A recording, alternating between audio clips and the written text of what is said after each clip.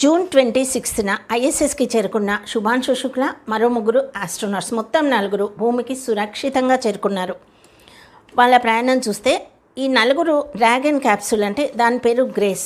మన Indian timings ప్రకారం July 14 సాయంత్రం 4:45కి ఆ గ్రేస్లో వాళ్ళు ఉండి ఐఎస్ఎస్ నుండి ఆ గ్రేస్ విడిపోయింది. ఆ తర్వాత కొద్దిసేపటికే ఐఎస్ఎస్ చుట్టూ ఉండే 200 మీటర్స్ కీప్ అవుట్ స్పియర్ను దాటేసి గంటకు దాదాపు 28,000 కిలోమీటర్స్ వేగంతో భూమికి రావడం స్టార్ట్ చేసింది.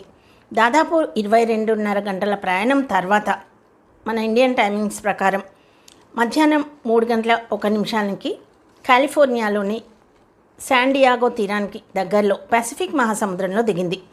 అక్కడ 3:07 తాము బయటకు రావడానికి రెడీగా ఉన్నామని machine commander Peggy Whitson capsule నుంచే రేడియో మెసేజ్ పంపారు.